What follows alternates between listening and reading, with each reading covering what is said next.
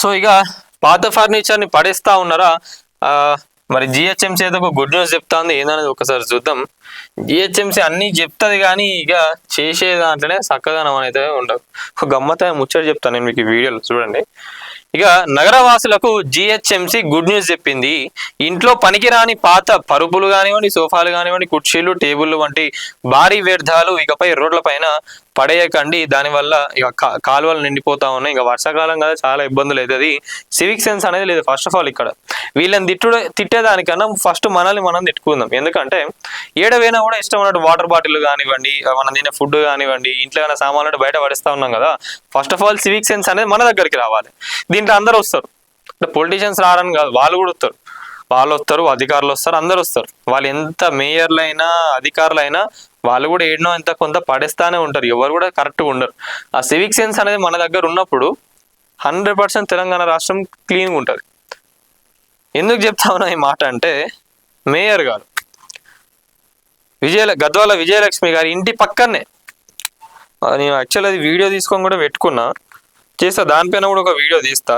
వీళ్ళు పనితీరు కాదు. ఇప్పుడంటే మీకు ఇక టైం అయిపోయింది కాబట్టి ఎక్కువ ఇన్వాల్వ్ కాదలుచుకోలే, కానీ మీ తప్పు కూడా ఉన్నది అలా. మీ ఇంటి సరౌండింగ్సే క్లీన్గా లేనప్పుడు జనాలైన మీరు ఒక మేయర్, హైదరాబాద్ నగరానికి మేయర్, మీ ఇంటి పక్కనే చెత్త ఉన్నప్పుడు ఎట్లా నడుస్తూ ఉన్నది మీ శాఖ అనేది అర్థం చేసుకోండి ఒకసారి.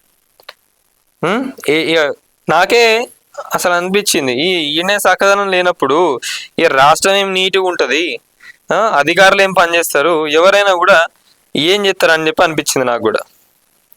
ఏంటంటే ఇక మొత్తానికైతే అదే ఈ ఫర్నిచర్లు ఏవైతే ఉన్నాయో వీటన్నిటిని కూడా పడేయకండి. జిహెచ్ఎంసీ ఒక యాప్ క్రియేట్ చేయడం జరుగుతూ ఉన్నది. దాంట్లో మీరు ఒక క్యూఆర్ కోడ్ స్కాన్ చేసేస్తే మీ ఏరియాకి వచ్చి వాటన్నిటిని కూడా పిక్ చేసుకుంటాం అని చెప్పి చెప్తా ఉన్నారు. ఇది ఒక మంచి ఆలోచననే. ఎందుకంటే చాలా మంది కూడా ఇంకా కంపెనీలు కానివ్వండి ఇవన్నీ మనం చూసుకున్నట్లయితే రోడ్లపైనే పడేస్తూ ఉంటారు చాలా మంది. గద్వాల విజయలక్ష్మి గారి ఇంటి దగ్గరనే ఇది. ఎంత చెప్తున్నా చూడండి, మరి కనిపిస్తలేదు. వాళ్ళ కారు కూడా ఆల్మోస్ట్ ఆడనే పార్క్ ఉంటాయండి. మరి వాళ్ళకి కనిపిస్తలేదా ఏందా అనేది తెలియదు. నేను సపరేట్గా మళ్ళీ ఇన్స్టాగ్రామ్లో ఒక వీడియో చేస్తాను దీనిపైన. మరి ఎట్లా పనిచేస్తా అంటారు. ఈ విజయలక్ష్మి గారు ఇల్లు ఇది, సరౌండింగ్స్ అన్ని కొంచెం ముందు జస్ట్ పక్కనే ఇగో ఎంత చెత్తున్నా చూడండి ఒక్కసారి. ఇంకో ఇట్లా పనిచేస్తా అన్నది మున్సిపల్. ఇది ముచ్చట. ఇట్లాంటివి తీసుకోవచ్చు, మంచిగానే ఉన్నది, తప్పని అనట్లేదు నేను. కానీ ఎందుకంటే ఇది చూడంగానే నాకు సడన్గా థాట్ మైండ్లోకి వచ్చింది, అరే విజయలక్ష్మి గారి ఇంటి దగ్గర కూడా ఇంత చెత్త ఉన్నది కదా, మరి ఎందుకు క్లీన్ చేయించుకోలేకపోతా ఉన్నది. అదేంది మన క్యాపిటల్ ఎక్స్పెండిచర్ను ఆపరేషనల్ ఎక్స్పెండిచర్ పైన ఎన్ని వేల కోట్లు రిలీజ్ అవుతాయి తెలుసా. మరి అన్ని వేల కోట్లల్లో అరే ఇంటి పక్కన ఉన్న చెత్త కూడా క్లీన్ చేయించుకోలేకపోతా ఉన్నారా. అంటే ఎన్ని కాలనీలు, ఎన్ని ఏరియాలు ఇట్లా చెత్తతోని నిండిపోయి ఉంటాయి. మీ ఇంటి దగ్గర లేనప్పుడు ఎవరు పని చేస్తలేనంటాయి కదా. ఆ భయం అనేది లేదు అధికారులకు. ఫస్ట్ ఆఫ్ ఆల్ భయం అనేది లేదు. అందుకే ఇట్లా అయిపోయింది తెలంగాణ స్టేట్ అనేది. అందరు కరెక్ట్గా ఉంటే ఎప్పుడో మంచిగా ఉంటుండే అందరు. ఫస్ట్ ఆఫ్ ఆల్ మనకు కూడా సివిక్ సెన్స్ ఉండాలి. ఎవరికి లేదు. ఎన్ని వీడియోలు చేస్తే ఏం లాభం, ఏం చేస్తే ఏం లాభం చెప్పండి. సో ఇక మరి ప్రస్తుతంగా సికింద్రాబాద్, ఖైరతాబాద్, గోల్కొండ, చార్మినార్, రాజేంద్ర నగర్, శంషాబాద్ జోన్లలో ఈ సేవ అందుబాటులో ఉన్నదని చెప్పి చెప్తా ఉన్నారు. క్యూఆర్ కోడ్ స్కాన్ చేస్తే డోర్ స్టెప్ పికప్ చేసుకుంటాం ఏమని చెప్పి, సో ఇది ముందుగానే బుక్ చేసుకోవాలని చెప్పి అధికారులు అయితే చెప్తా ఉన్నారు.